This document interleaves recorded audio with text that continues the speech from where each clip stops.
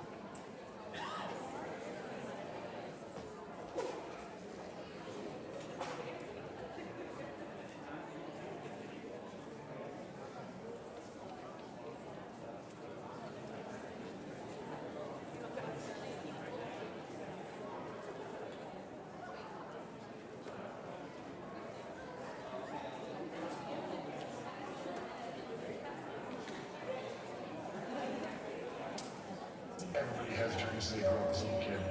Everybody ultimately wants to be a professional basketball player, football player, baseball player. You want to be a Navy SEAL, you want to be a police officer. Everybody wants to be a professional. Not a lot of people have the work ethic to actually do the steps required to be a professional. It's the early mornings, it's the late evenings, it's the reps that no one sees. It's the time when you're cold, tired, wet, miserable, nobody cares. There's no fanfare, there's no clapping, no one's applauding, no one cares. All they care is about the end state. The only thing driving you is your passion. How bad you want to represent the essence of what your craft is. Every morning you wake up and you swing feet out of bed and you do it with a purpose because you understand all the micro wins you're about to accomplish that day are going to get you that ultimate level of being a professional. When you close your eyes and you imagine what a professional looks like in your setting, in your demographic, describe them.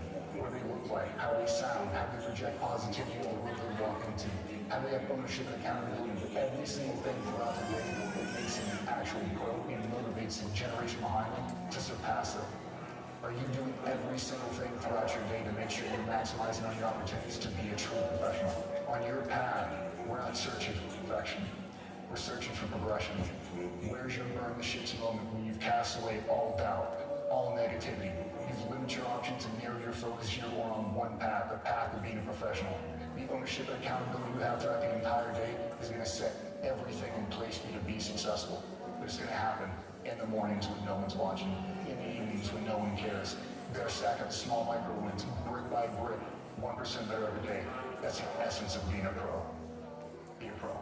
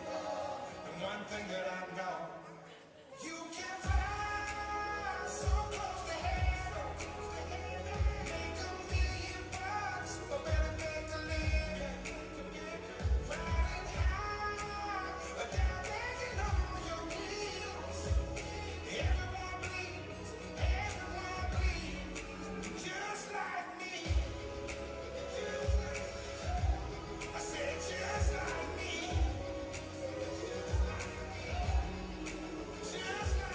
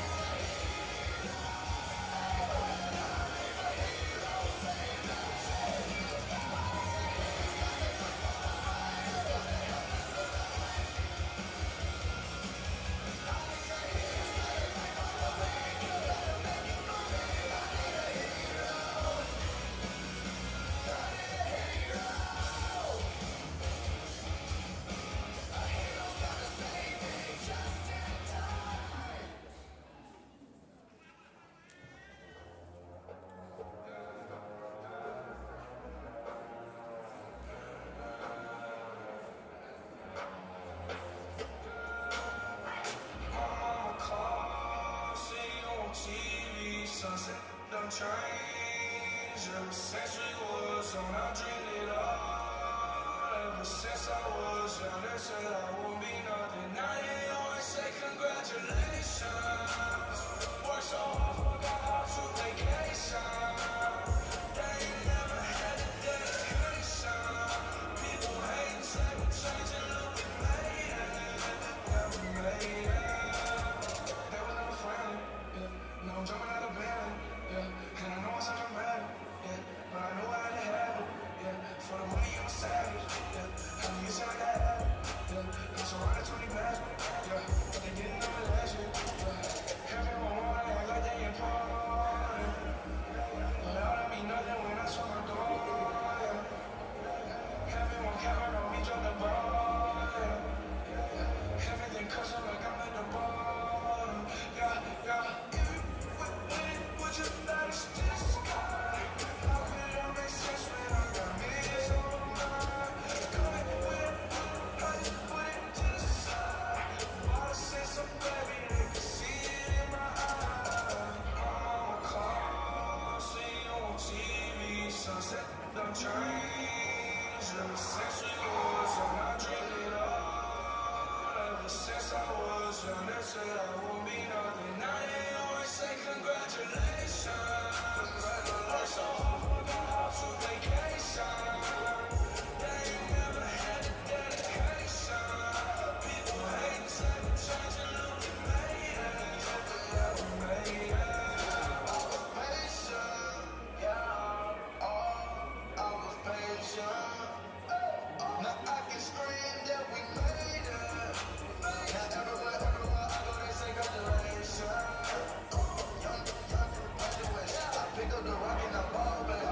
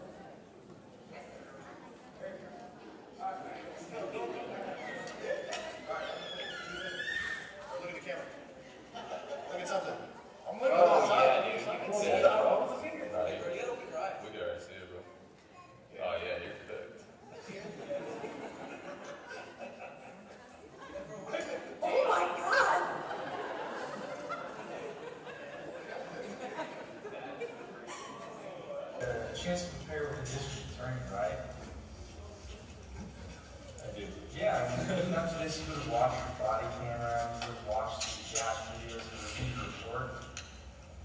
And you can't seem to remember any details about this case. Would that be fair? So, would that mean you also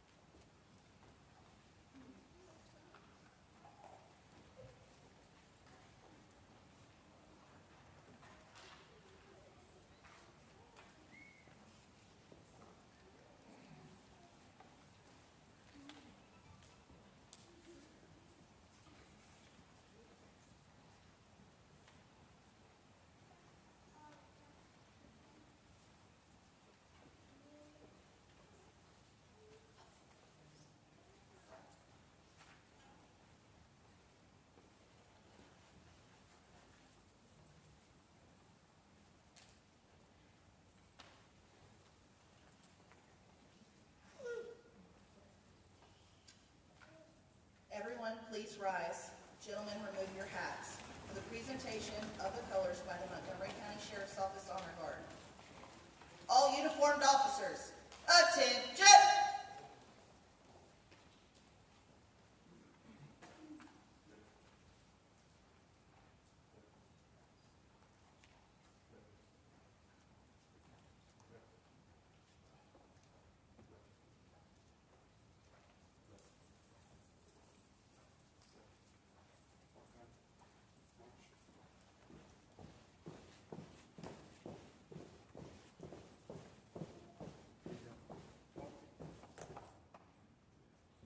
Present arms.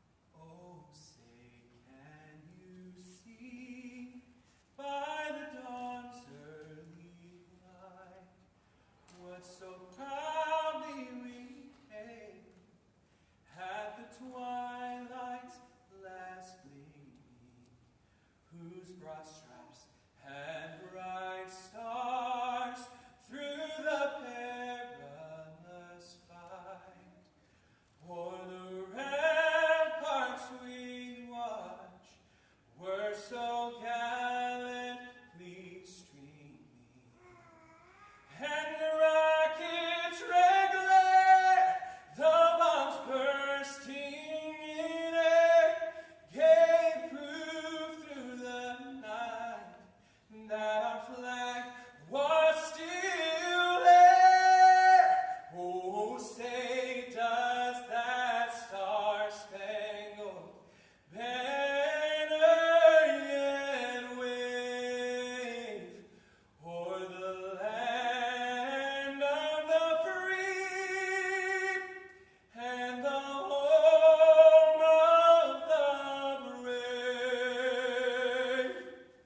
Order, arms.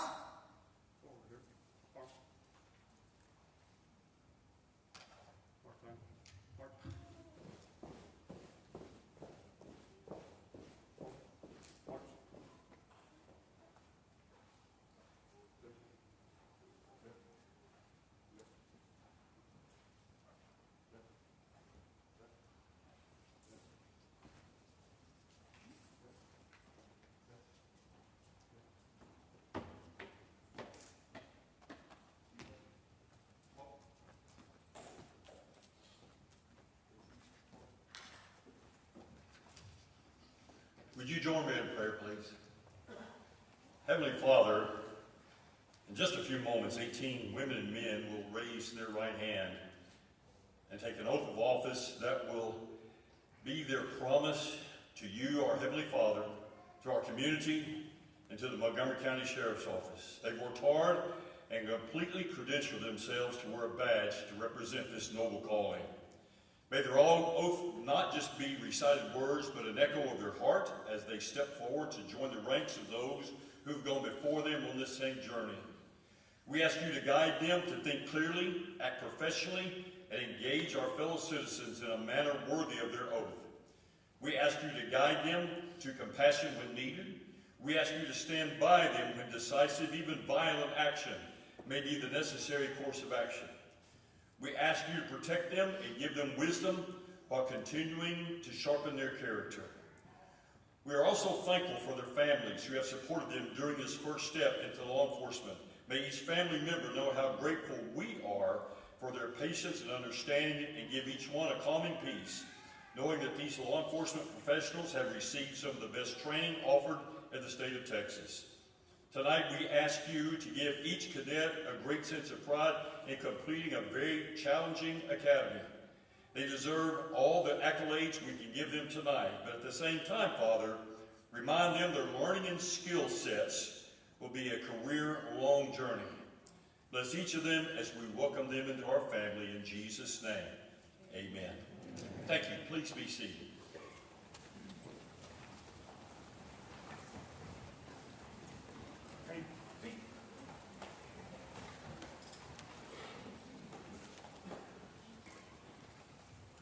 Good evening, and welcome to the graduation ceremony for the Montgomery County Sheriff's Office Basic Peace Officer Academy class number A26. My name is Johnny Whiteley and I'm the captain over our training academy. In my position, I am fortunate to have under my command the finest staff and instructors of the state of Texas. It is their responsibility to develop and bring about the very best in our cadets. And as you will soon see and hear, Class A26 did not disappoint. These young men and women exemplify what we expect in our law enforcement professionals in the state of Texas. We hope you enjoy the ceremony, and we thank you for sharing this important moment in their lives with us. It is now my great pleasure to introduce our sheriff, our leader, Sheriff Wesley Doolin.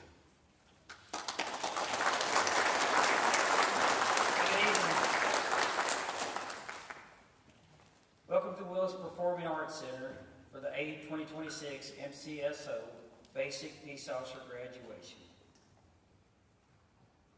I want to take some time here to introduce our advisory board. Chris Shoemate, our chairperson, is sitting back here. Thank you for being here, Chris. Jeff Cunningham, wherever you're sitting at. I don't see you. Steve Bozeman, I see you guys down there. Randy Bates, Mr. Jim Morris. Thank y'all for being here this evening. Have a few elected officials here. We have Precinct 2 Constable David Eason. David, thank you. We have Central County Sheriff Sam Houston is also here. We have Chief Mendez, Eric Mendez from the Cyfair ISD Police Department.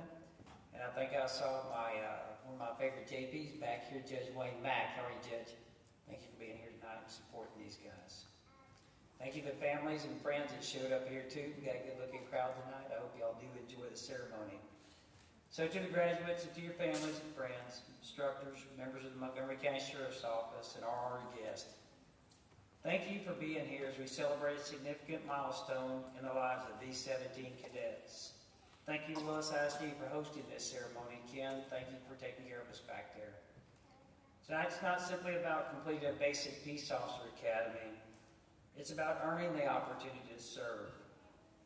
Graduates, each of you arrived at this academy with different backgrounds, different experiences, and different reasons for wanting to wear the badge.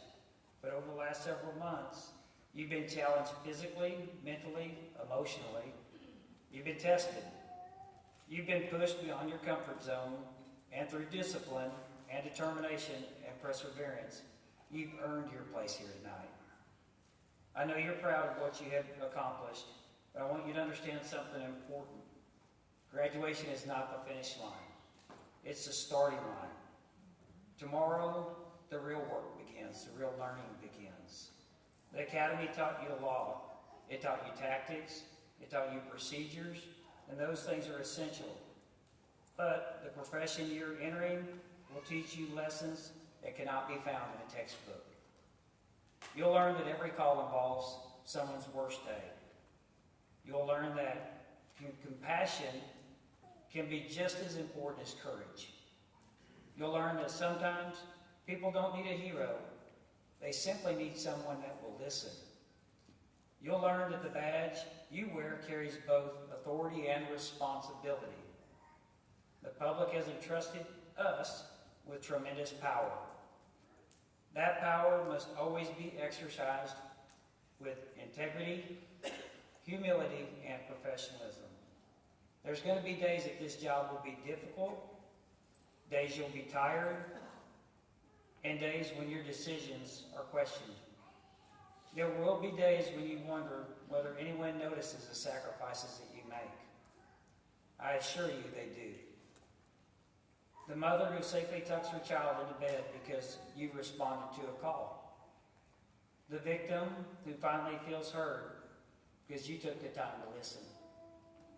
The family whose crisis was made just a little easier because you treated them with dignity and respect. Those people notice.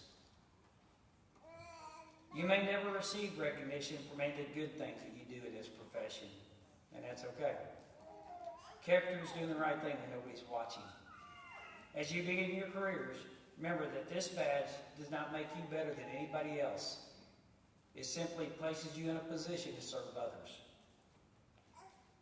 The best peace officers I've known throughout my career, whether the Texas Department of Public Safety, the Texas Rangers, or here in Montgomery County, the Sheriff's Office, They're never motivated by rank, titles, or the recognition they might receive. They were motivated by service.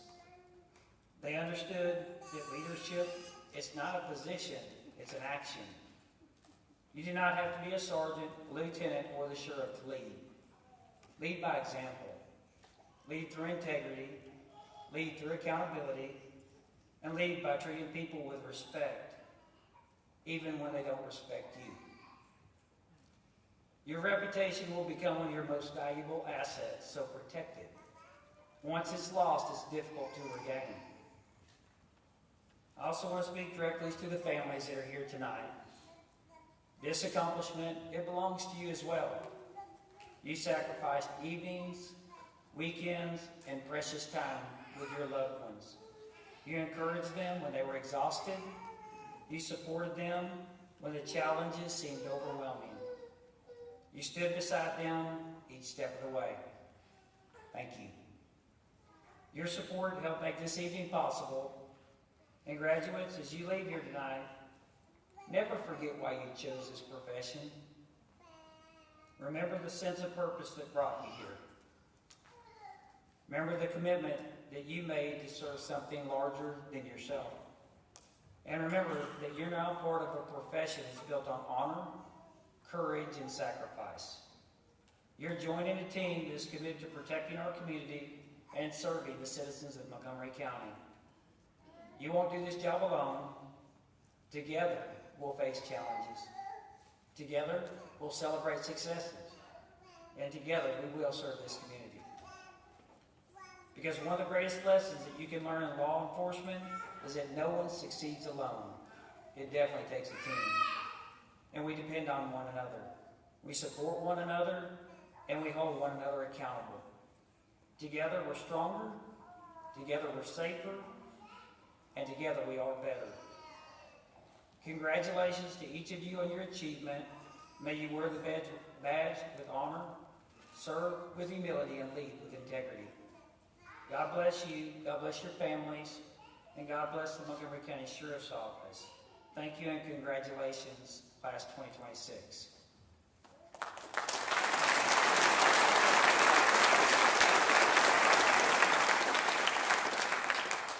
Next, I'm going to take just a minute and introduce our speaker. Chad's a Montgomery County resident. Chad Robichaud is a former Force Recon Marine, Department of Defense contractor who served 8 deployments to Afghanistan as part of a Joint Special Operations Command Task Force. After overcoming his personal battles with PTSD, Chad founded the Mighty Oaks Foundation, which is here in Montgomery County, a leading nonprofit that has served over 500,000 warriors in the military and first responder communities. Chad's a highly sought after public speaker. I was really surprised y'all were able to get him here tonight. Thank you, Chad. Chad's regularly featured on a wide range of national media. He's considered a subject matter expert on PTSD, veterans care, and national security, having advised presidential administrations, Congress, the Senate, the VA, and the Department of Defense. Chad's a co-founder of several nonprofits focusing on rescuing Americans and vulnerable people groups trapped and captured in conflict zones around the world. In 2021, he led the largest civilian evacuation in American history, rescuing over 17,000 people who were trapped during the Afghanistan withdrawal, including his longtime interpreter and friend, Aziz. The story is chronicled in his Wall Street Journal best-selling book, Saving Aziz, which is set for cinematic adaptation. Chad's book, A Mission Without Borders, which was a USA Today bestseller, highlights the rescue and humanitarian aid missions that Chad's led to Ukraine since 2022. He is also a USA Today bestseller of his new fiction series, Silent Horizons. Chad holds an MBA from the New York Institute of Technology and is a board-certified pastoral counselor with the American Association of Christian Counselors, and is completing a graduate nonprofit management program at Harvard University. He's a lifelong martial artist, a professional MMA champion, and a 4th degree Brazilian Jiu-Jitsu black belt, so don't mess with him. Chad is also a devoted Christian, the father of 2 daughters, one which is here tonight, and 2 sons, and 6 grandchildren. Through his resilience, passion, and heart to serve others, Chad remains an inspiring figure to worldwide as a host of the Resilient Show. Chad's a Montgomery County resident, a good friend to me, and a good friend to law enforcement. So please let's give a big round of applause and welcome Chad to the show.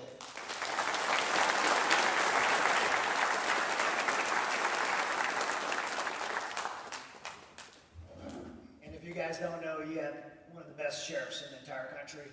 And for the graduates and families, it's important to know because leadership matters. And having a strong leader in the job you guys are setting forth in, it's a game changer. I can tell you that everybody that's wore the badge before you can tell you the difference between working under a good leader and working under a bad leader. And Sheriff Doolittle, I thank you for the leadership in this county.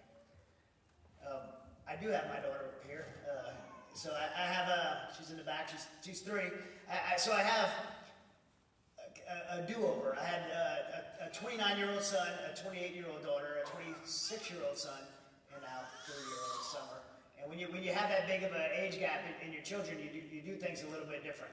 And I did all of these different things. One of the things I did with her, and she's beyond it now, but I taught her sign language. Have you guys heard this before? You teach kids sign language? They're like able to tell you if they want water, if they're thirsty, if they want food, milk, all done, freeze, sniper, 3 o'clock, execute. Taught her all the things. And so she's part of the team. So yeah, she's here with us today. I want to say congratulations to the graduates, the cadets, and to the families. This is one of the most difficult jobs that you could ever set forth to do. And I'm taken back to know that with all the political divide we see in this country, that there are still young men and women that have a heart to do this job. And I'm not only taken back by it, I am grateful personally, and for my family and for our community, grateful that there's still young men and women that choose this profession. It's important, and we're grateful for you.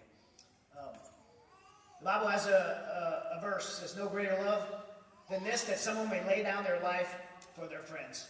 Every time you put on that uniform, every time you put on that badge, every time you step off to do your duty, you're not going out to lay down your life literally and die. We don't want to choose to do that. We want to survive. We want to come home. It's one of the most important things you can do is come home, make sure your partners come home, make sure you keep those around you safe. However, when you step off, you're literally laying down your life. You're putting your life at risk for others, for people that you don't know, and oftentimes for people that don't even like you. And that's an admirable thing. If you don't know, only 1/4% of this nation serve as police officers. Not 25%, 1/4%. Not even 1% serve as police officers. 750,000 of our citizens serve 340 million. That's significant.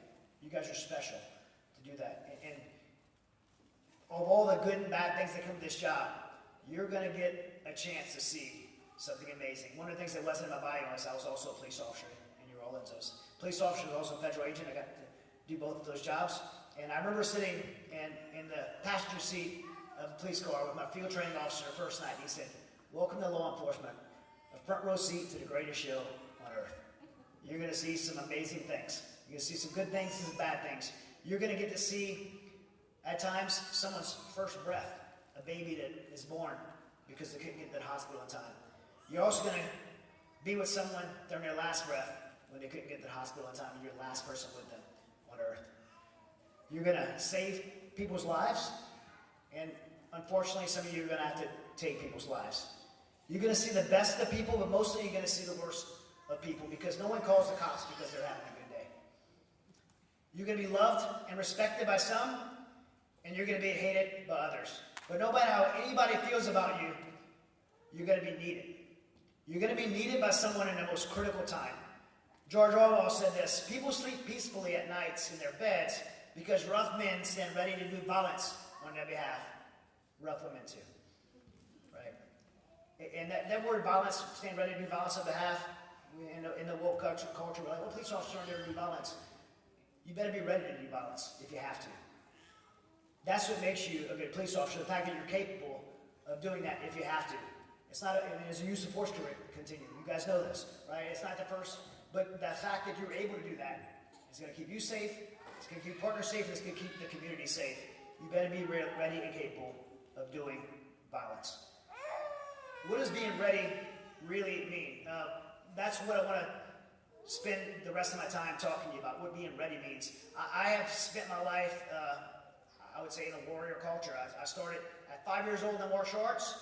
I always say I did it since I was little, but I'm still little. I'm 5'4", but I did it my whole life. I've been martial arts. I'm still a martial artist. I trained right here in Montgomery County at Crossing Gracie Jiu-Jitsu with one of the cadets here. He's tough as hell, Sheriff. I'm rapping with him. He's tough. He got a tough guy there. I went in the Marine Corps when I was 17 years old, so all I ever wanted to do was be in special operations. I became a Force Recon Marine. I served as a police officer in New Orleans, one of the wildest places to be a police officer, served as a federal agent. I went to special operations in JSOC task force as a contractor, and did 8 deployments to Afghanistan. I spent my whole life being a warrior. And so I feel like I'm qualified to speak on what being ready to be a warrior means. And it means being resilient. And being resilient requires 4 things. In the military, we kind of break it down into 4 pillars: mind, body, spirit, and social. You have to be mentally tough. You have to have the right perspective and the right attitude and the right level of knowledge to be able to do that job and be resilient. Physically, you better be in shape to do this job. One thing I've never liked in looking at the law enforcement community is a police officer wearing a uniform that can't defend themselves or can't defend anybody else because they didn't take care of themselves physically. And I tell you, Sheriff, like coming here today, I'm pretty pleased to see those uniforms fitting pretty good on not just the cadets, but some of you older guys too. You're looking pretty good. I'm happy to see that. But you guys, you graduates are looking strong and tough, and that's important. It's important. It's a physical job. If you have to get physical, you better be able to take care of yourself. The people that need you depend on you being in shape. So you gotta be mentally tough. You gotta be physically tough. Socially, you have to be connected with the right people. You can't pick who you work with, but you can pick who you let speak into your life. Right? That's important. And spiritually, that 4th pillar: mind, body, social, and spirit. You have to have a strong, steadfast faith. I think personally that if you're missing any of those, the most important ones are your faith when it comes to being resilient. Because there'll be times that your mind is gonna not be where it needs to be. You might not have the right attitude. There'll be times your body's gonna fail you. Socially, no one's gonna be there for you. But if you have your faith, right, you're gonna have everything you need to get through the difficult times of this career. You're gonna have difficult times in this career. For me, my time in law enforcement dealt with a lethal use of force. I had to shoot and kill a bad guy in front of his wife and his children. It's one of the most difficult things still. It was over 20 years ago, 25 years ago, and still one of the most difficult things I feel like I had to do in my life. And right after that, 9/11 takes place, and I find myself as part of a JSOC task force in Afghanistan, 8 consecutive deployments. My job in Afghanistan was a little bit different. I was an AFO, Advanced Force Operator, and essentially doing clandestine logistics, probably the closest thing in the military to being undercover. You work with the local national. For me, I worked with Aziz, who was part of the book Saving Aziz, and actually is a Montgomery County resident now from Afghanistan. But Aziz and I was my teammate, and we worked in a kind of undercover capacity, going ahead of our Tier 1 assaulter task force to build all the clandestine logistics to get those assaulters on target to capture and kill bad guys. That was our job. I did 8 deployments in that capacity. I'll share a quick story with you to kind of talk about resiliency. As myself and Aziz and a Navy SEAL named Dave, we were all together. We were in a Toyota Prada, like it's a Toyota 4Runner. It's a civilian vehicle. We had civilian clothes on, all had big beards. Not much for weapons. We had pistols stuffed in our waistbands, and we were driving on a road called Jalalabad Road. It's the main road in Afghanistan going through the capital city of Kabul. And at that time, the Taliban was not really in Kabul. If they came into Kabul, they were coming to either get in a fight or blow themselves up. They were not going there. And I saw a truck behind us that looked like it was the Taliban. I mean, it was a Hilux pickup truck with stereotypical of the Taliban. They had guys in the back with big beards, tribal clothing on. They were dirty. They had tactical vests on. They they had AK-47 assault rifles. We would see one RPG, a rocket-propelled grenade launcher, and they were loaded in a truck. We had a joke. We'd say, "How many Taliban can you fit in a pickup truck?" The answer is one more. Right? They pile in this truck. Usually, like, there's one sitting on the roof. And, man, I was thinking, I hope these guys aren't following us. And so I did a technique you learn in training called deviating your route. And so I'm on Jalala Road, and I take a right, and I take a left, and they're continuing to follow us. I take another left, and I take another right on the original route. When they turned and followed me, I knew, in fact, they confirmed that they were following me. That's the whole point of the exercise. Confirmed they were following me, but also let them know that I knew they were following me, and so I started pretty aggressive pursuit. They started trying to run me off the road, and I made a decision to go into the city of Kabul to try to lose them in the traffic. And as I got in the city of Kabul, I mean, we think it's getting busy in 1488. Nothing on third world traffic, right? Kabul has no stoplights, no street signs, everyone for themselves. The traffic began to be very congested. I got this circle called Masood Circle, and the traffic began to stop, and it backfired on me. I didn't have anywhere to go. I was trying to squeeze through this little pathway. I was like rubbing fenders with cars, trying to squeeze through this pathway. And somehow that truck full of Taliban guys got about 20 yards in front of me and roadblocked me in. And I remember as they stopped there, one of the passengers stepped out. You could tell he was in charge, and he even took the time to close his door behind him, so he was really calm. And he has AK-47 in one hand, his other hand, he gave me a hand signal to stop my vehicle. A really bad situation. In my training and my experience, this is called being stuck with X. The X is an ambush site, it's a kill zone. A couple of rules you learn in training about the X is rule number one, you gotta recognize you're on the X. Right? You gotta know you're in a bad situation. You can't be naive to it. Rule number two, it's pretty simple. You have to get off the X, you have to move. And I'm so thankful for all the training. You guys just got out of training in the military, trained for every possible scenario. Every year, like you guys are driving and seeing the videos, we go to a place called Bill Scott Raceway. We do reverse 180s, J-turns, pitting, and we do a ramming technique. We use your taxpayer dollars to just destroy vehicles and have a blast with it. It was one of the funnest things we do all year. And we trained for this roadblock scenario. And so I did exactly what I was trained to do. I hit my gas, I aimed my vehicle towards theirs, lined up the frame of my vehicle with the axle of theirs, and when I smashed into that truck to knock it out of the way, probably one of my favorite memories of Afghanistan is as that truck was spinning out of the way, I was seeing little Taliban guys fly through there. It knocked the truck out of the way, and I started making off this intersection, and there was one more obstacle. It was like this 100-year-old policeman. In third world countries, if you've been before, there'll be a traffic cop, and his whole life is that intersection.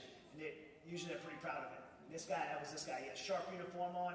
He saw what was going on. He started blowing his whistle at me. He's like, beep, beep, trying to stop me. There was no way I was stopping. I was going to run that guy over to get out of there. And when he saw that I was going to run him over, he jumped on my team, and he blew his whistle. He smiled and gave me a thumbs up. And he was on my team. He waved me through, stopped cars, he got us out of there, and saved the day. He was the hero of the day.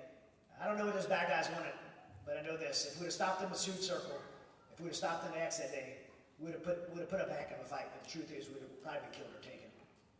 And I want to tell you guys that you don't have to go to Afghanistan or a war zone to find yourself on the X. Every day, you step out on their streets, in one way or another, you're going to find yourself on the X. All of us, everybody here, every day in life, we find ourselves on the X, and we have to make a decision, or if we're going to choose to stay there, or we're going to move forward. And the best decisions you're going to make are the ones you make in advance, and you stick to when times get tough. I didn't decide what to do in Masood Circle in that moment. I'd already decided back in training. I already decided back in Bill Scott Raceway when we did that drill over and over and over again what I was going to do.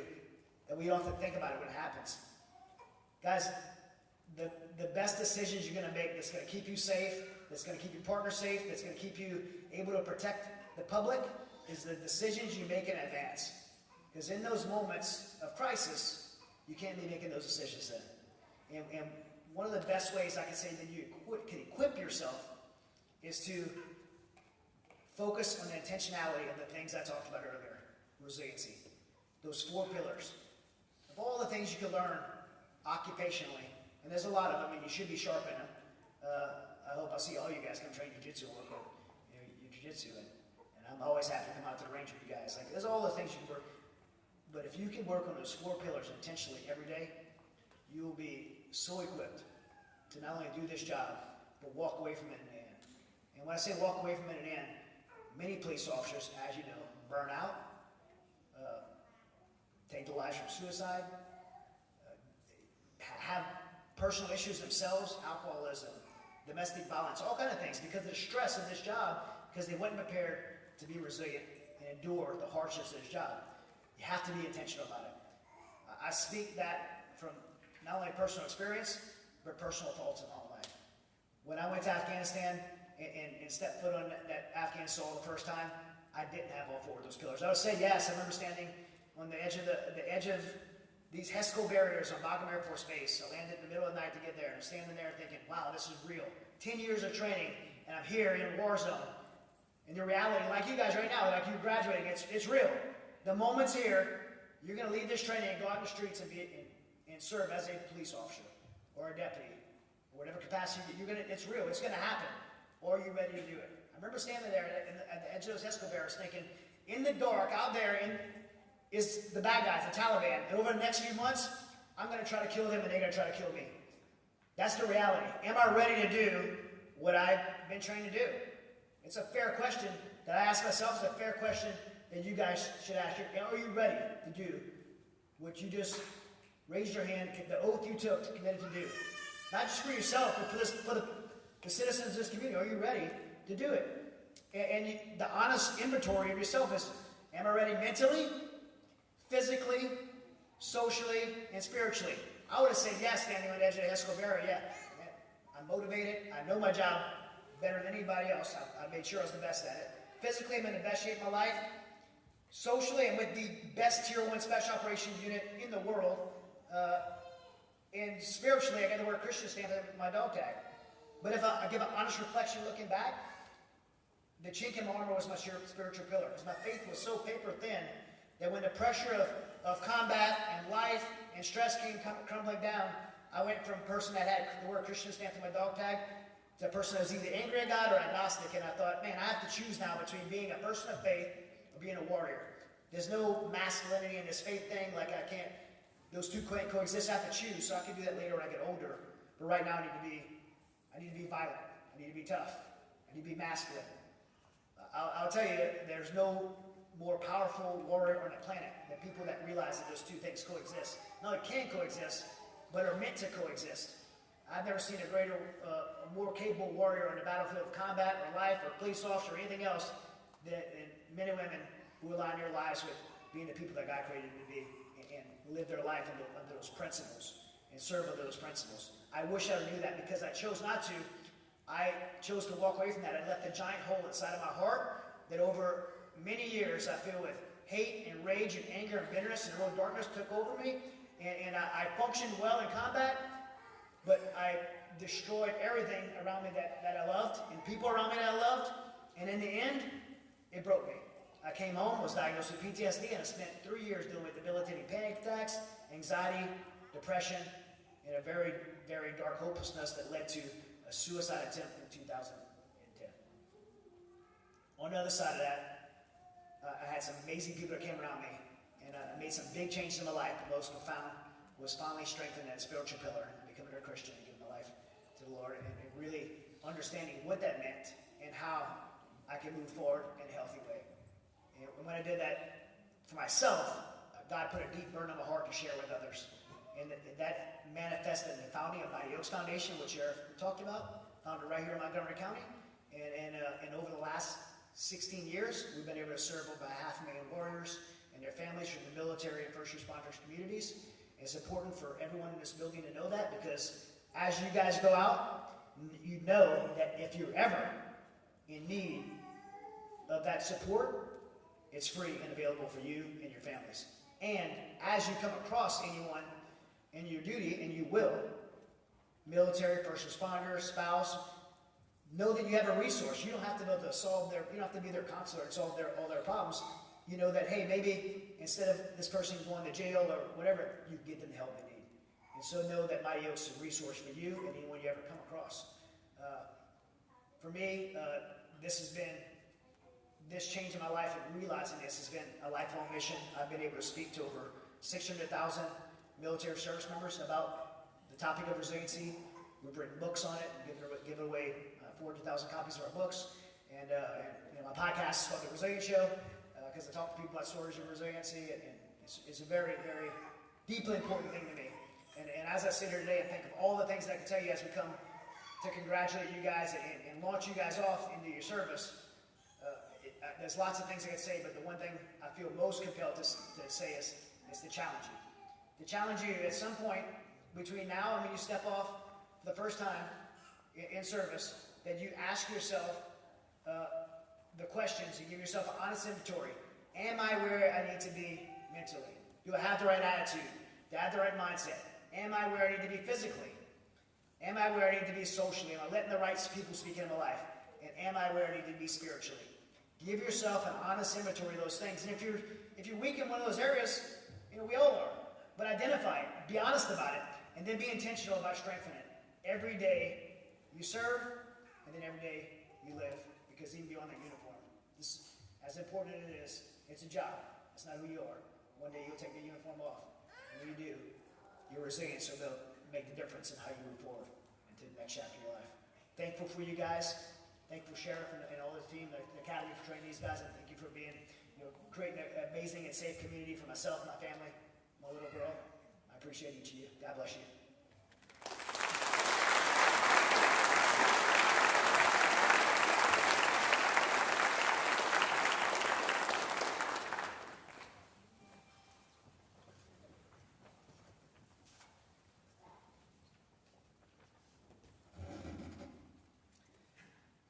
Tradition among academy classes to have a class leader. This year was no different. Class leader for A26, Cadet Juan Taylor.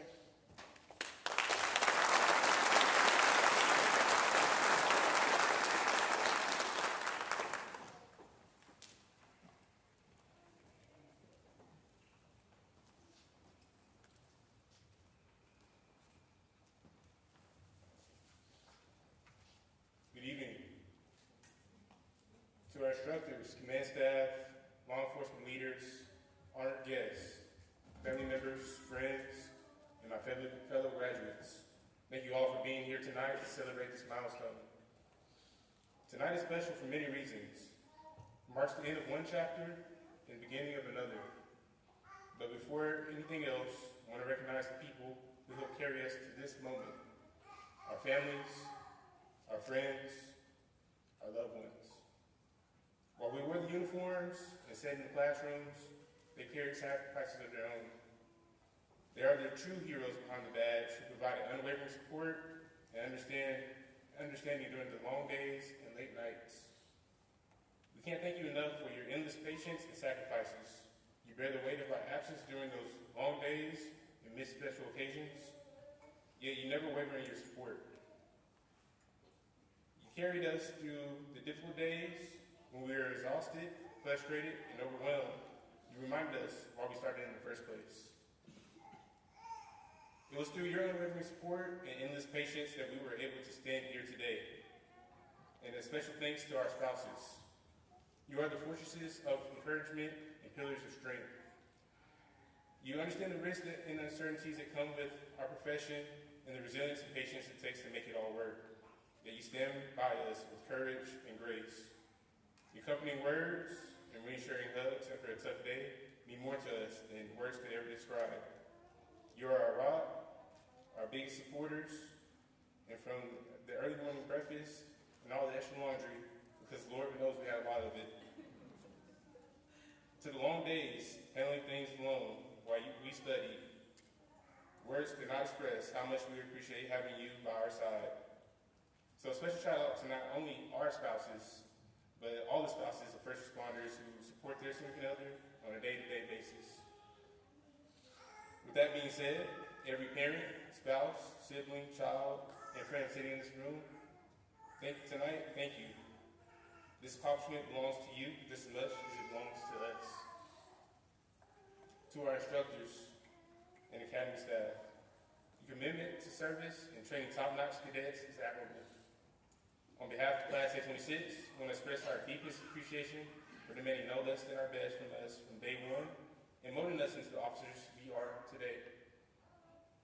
At the time, it may have felt like every correction, every inspection, and every ounce of pressure was designed to break us down. But looking back now, we understand. Every little thing had purpose behind it. You were not simply teaching us how to pass an academy or prepare for a state exam. You were preparing us for a profession where details matter, discipline matters, and character matters. Most importantly, you are building officers capable of handling responsibility when the stakes are real. As we move forward into our roles as peace officers, we will carry a little of each and every one of you with us and face our roles with confidence because of the effort you each put forth in training us. So, on behalf of Class A26, thank you. Now, to my classmates, ladies and gentlemen, we made it. I thank you for your support and trusting me to represent you all. It's truly been an honor and a privilege to serve as your class leader. Now, let's go back to day one. I think we can all agree that the people sitting here tonight are not the same people who started this journey months ago. When we first entered this academy, many of us came in as strangers from completely different backgrounds and experiences. When we began, many of us were nervous, unsure, and trying to figure out where we fit in. Most of us probably had no idea what we were truly walking into. And then, reality hit. The early mornings and inspections, days full of penal code, transportation code, quizzes and exams, on top of all the pressure that came with just trying to keep up and perform on a day-to-day basis. The defensive tactics training, scenario training, and physical training tested us mentally just as much as it did physically, and made us realize very quickly that this profession demands far more than just showing up. This academy challenged every single one of us in ways we did not expect. There were days where exhaustion hit before lunch, days where one person's mistake meant the whole class paid the price, and moments where quitting would have been easier than facing the adversity. But none of us quit. And even through all the stress, there were moments we'll never forget. The panic before inspections, scrambling to memorize material 5 minutes before that quiz or exam. Then there are the laughs during training, the inside jokes, the nicknames, the internal prayers right before an instructor walks in his legendary words. Always get mine, right? And then there were the moments where one person struggled, but the whole class came together to carry them through. Those moments may seem small now, but years from today, those are the memories we'll still talk about. Because this academy did more than train us. It bonded us. We built connections through shared struggle. We learned how to depend on one another, and over time, strangers became teammates. Teammates became friends, and friends became family. That may end up being one of the most important lessons the academy gave us, because this journey was never meant to be completed alone. That lesson will matter long after tonight, because law enforcement is not an individual profession. It is built on trust. Trust in the people beside you, trust in your training, and trust from the communities we are preparing to serve. Tonight, as we graduate, we are stepping into a profession that carries enormous responsibility. People will call us during some of the hardest moments of their lives. They will look to us for help when they are afraid, overwhelmed, angry, grieving, or in danger. In those moments, the badge we wear must stand for more than authority. It must stand for integrity, for professionalism, for accountability, for compassion. Because this badge is not a trophy.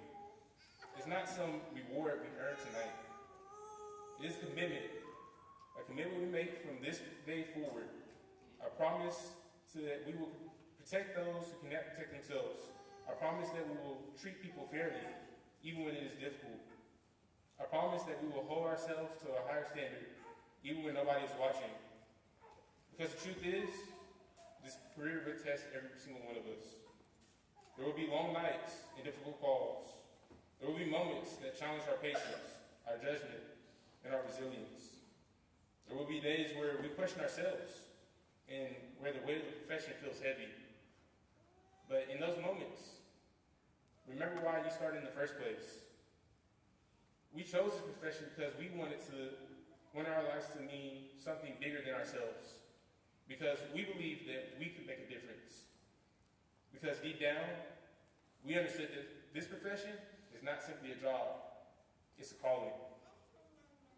And with that calling comes responsibility to continue growing. Tonight is not the finish line, it is the starting point. Everything we have done up to this point has prepared us for what comes next. While the challenges ahead are real, so is the impact that we can have. And looking around this room tonight, I can confidently say that this profession is gaining men and women who are ready to answer the call. Going forward, challenge every graduate here tonight to continue growing. The Academy gave us the foundation, but from this day forward, it becomes our responsibility to continue learning, continue improving, and continue earning the trust placed in us. Be the officer who stays humble enough to improve, disciplined enough to lead, and stay grounded enough to remember that every interaction, no matter how small, matters. Never underestimate how much a calm voice, a respectful conversation, or a moment of empathy can affect someone's life. Sometimes the smallest actions leave the biggest impression. The public will not remember every report we write or every arrest we make, but they will remember how we treated them. They will remember whether we listened, whether we cared, and whether we acted with integrity. That is the kind of officer we strive to be. I want everyone in this graduating class to take a moment and look around this room. These are the people trusting us to protect their communities, their families, their businesses, their children. That trust is sacred. Protect it and never lose sight of the people we serve. Because trust is earned in drops and lost in buckets. And the way we carry ourselves, both in uniform and outside of it, will shape how people view not only us, but our profession as a whole. I want to leave you with all something simple. Do the right thing, especially when nobody is watching. Not because someone may notice, not because recognition is guaranteed, but because integrity is the foundation of everything this badge is supposed to represent. To my classmates, I'm proud of every one of you. We earned this moment together. Congratulations on everything you have accomplished and everything you are about to become. Stand tall. Wear the badge with pride and humility. Lead with integrity. Serve with courage. And never forget the responsibility that comes with wearing this badge as you strive to become the beacons of hope and the defenders of justice in the communities we serve. Thank you all. God bless you, and stay safe.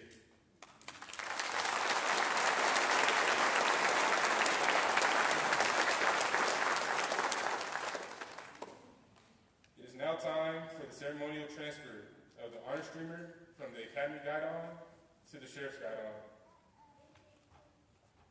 Historically, the Guidon can be traced back to medieval times, when knights flew their Guidons so their brothers-in-arms could know their location and where to rally in the heat of battle. Today, the Guidon is no longer carried into action, but because of its historical and sentimental value, the Guidon still continues to be a visible symbol of pride, honor, and devotion to unit and country. The Guidon before you represents the Montgomery County Sheriff's Office Training Academy. One stands in the Training Academy, and the other resides at the Sheriff's Office. In keeping with tradition, Deputy Watson will now transfer a Class A26's honor streamer, which states our class motto, Beacons of Hope and Defenders of Justice, to the Sheriff's Guidon.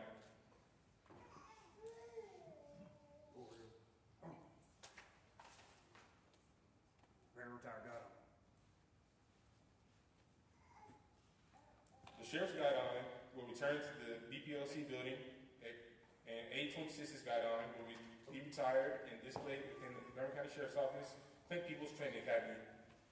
This tradition symbolizes the completion of our training and the beginning of our careers.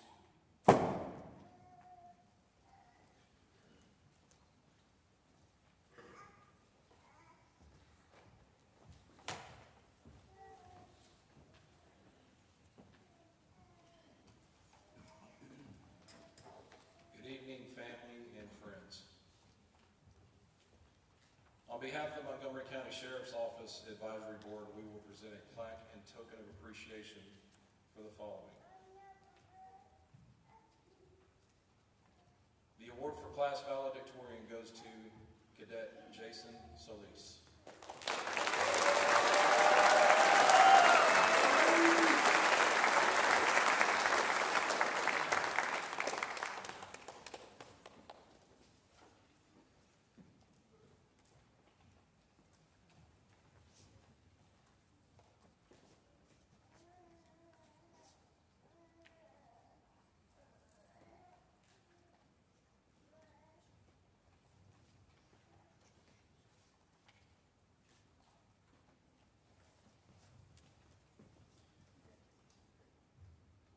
The award for Class Top Gun goes to Cadet Justin Whiteman.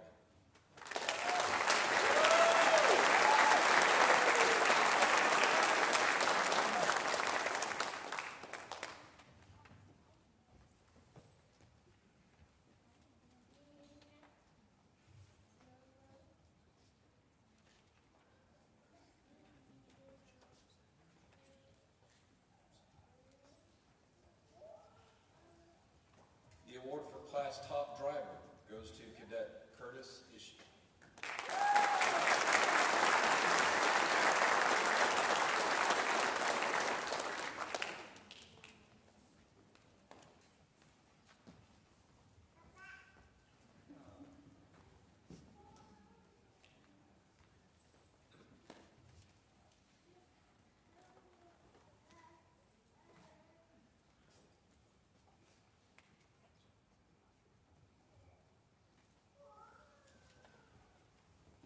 And the award for Class Top Athlete goes to Cadet Matthew Augustin.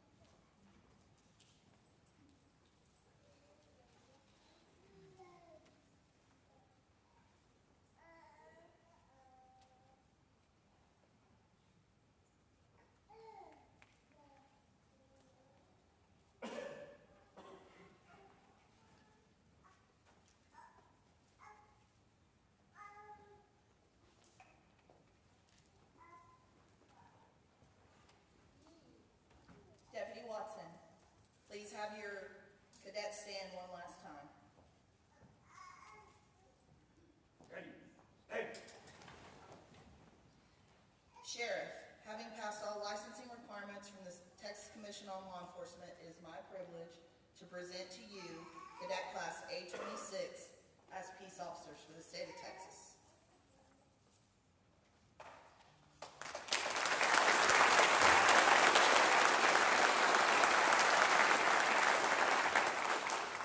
Congratulations. Are y'all ready to take the oath of office? Yes, sir. All right, let's get it done. Raise your right hand. You're going to repeat after me. I state your name.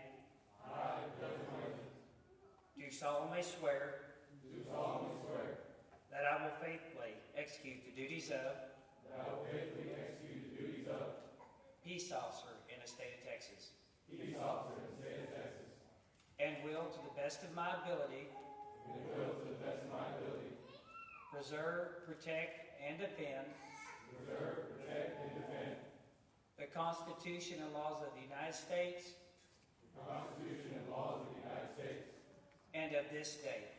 and of this state. So help me God. So help me God. Congratulations.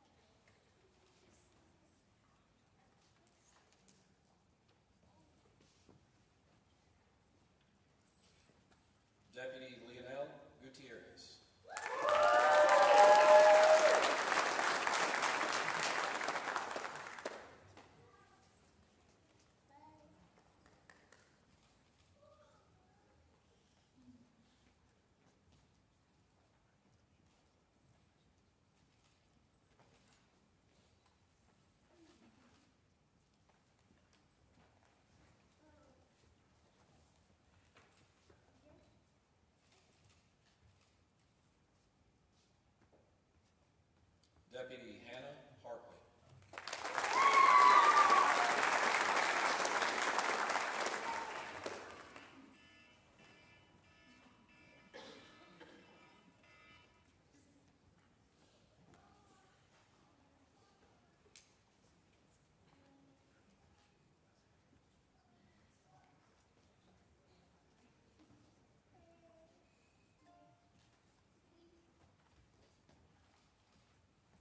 Deputy Curtis Ishii.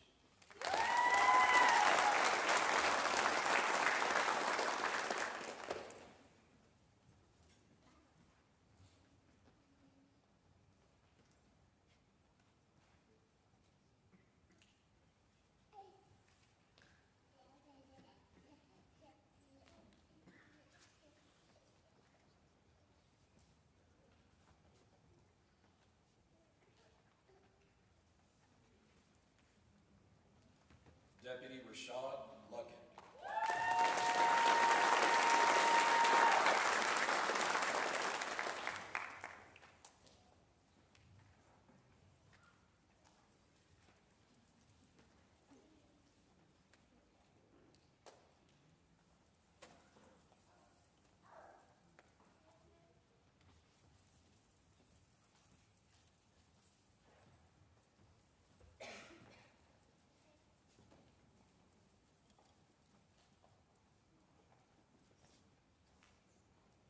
Deputy Dominic Medina.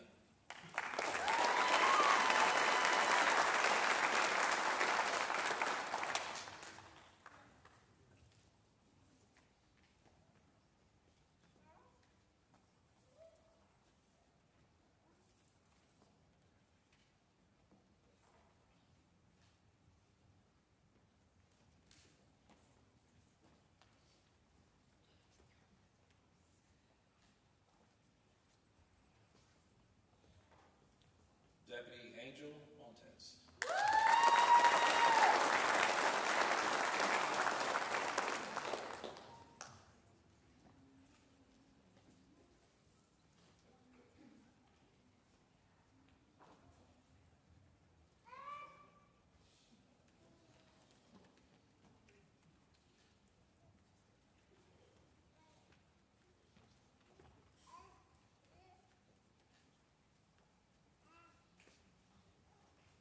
Deputy Matthew Augnesty.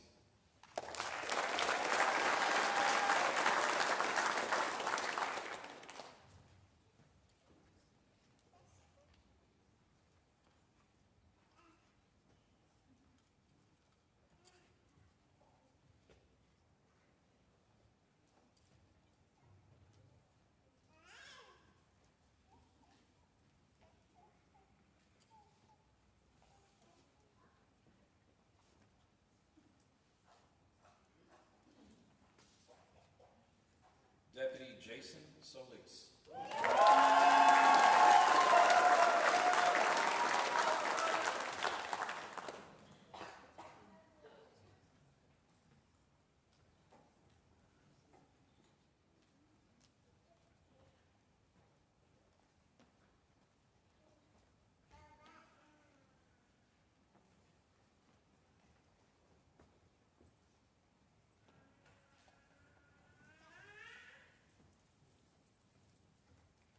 Deputy Vaughn Taylor.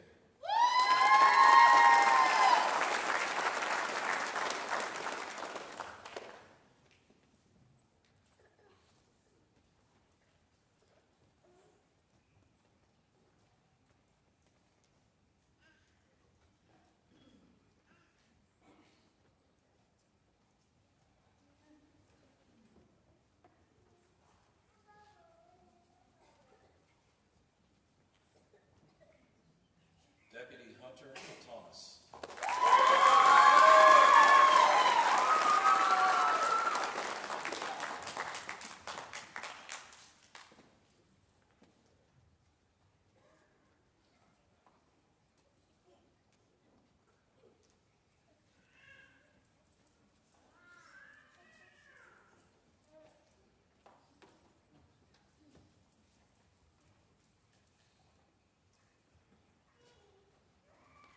Deputy Justin Whiteman.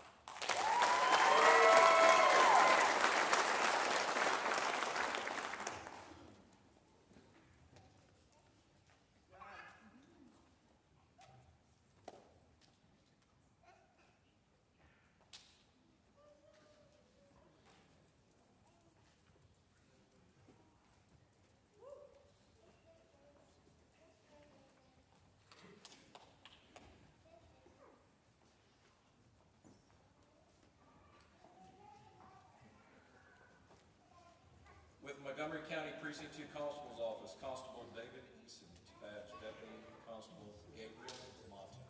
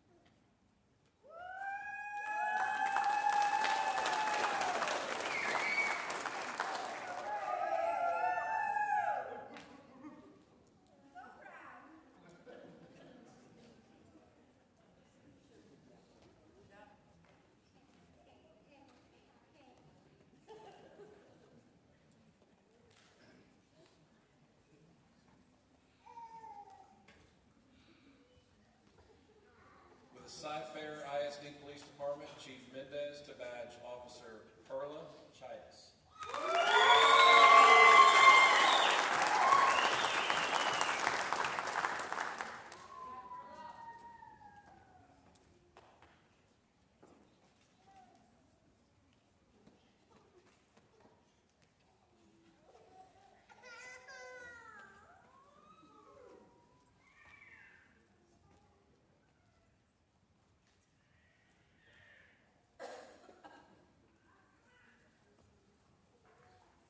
Also with the Cy-Fair ISD Police Department, Isaiah Romero.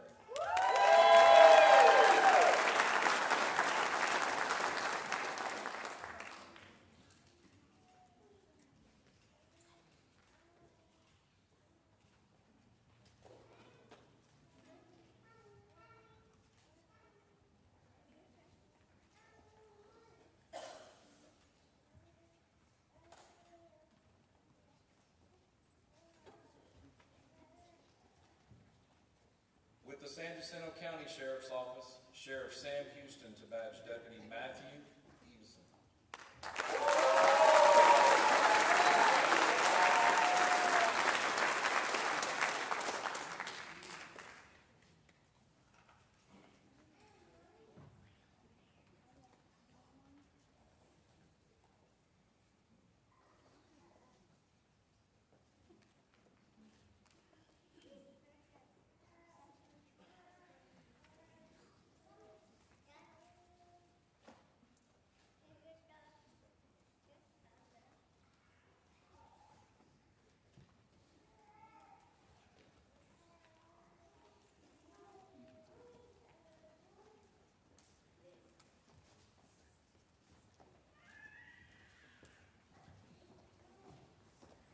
At this time, Deputy Watson, Corporal Kern, would you please stand and take your post?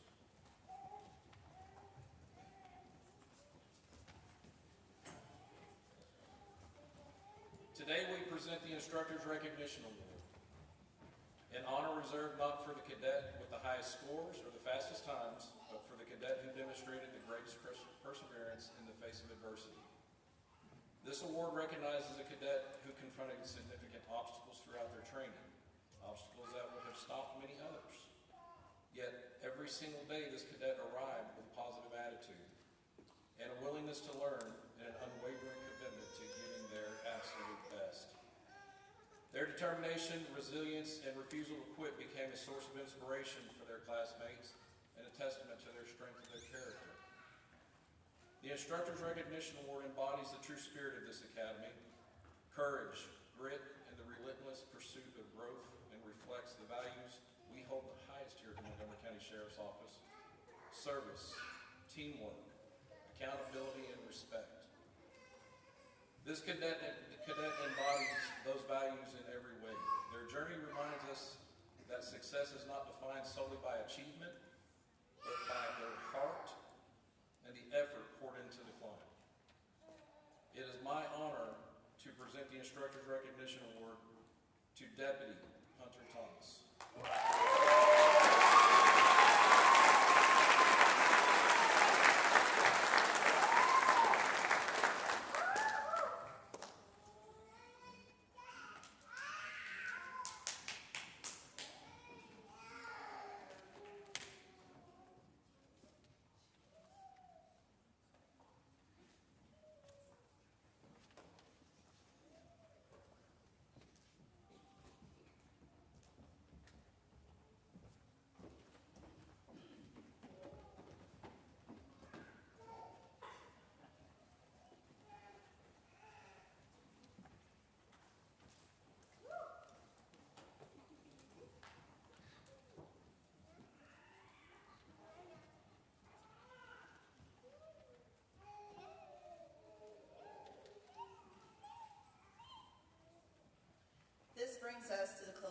ceremony.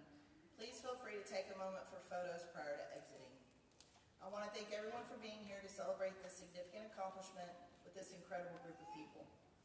It has been a true pleasure to get to know them and play a part in shaping them into the deputies and officers who stand before you today. The past 5 months have been challenging, but they faced every difficulty with resilience. They've shown that no matter what obstacles they face, with the support of one another, they will all succeed. I'd like to express my deepest gratitude to Sheriff Doolittle and the command staff. Without your leadership, this academy would not have been possible. A heartfelt thank you as well to our advisory board for their invaluable assistance and support, and to our Citizens Academy for their help and contributions this evening. Finally, I want to give a special thanks to the amazing staff at the Training Academy. The cohesion and dedication of this team ensure its success. I'm incredibly proud to be a part of such a phenomenal group of professionals. I will ask that everyone remain seated until our newly appointed deputies and officers have exited the room. I present to you the deputies of Montgomery County Sheriff's Office, Montgomery County Constable's Office Precinct 2, San Jacinto County Sheriff's Office, and Cy-Fair Independent School District. Deputy Watson.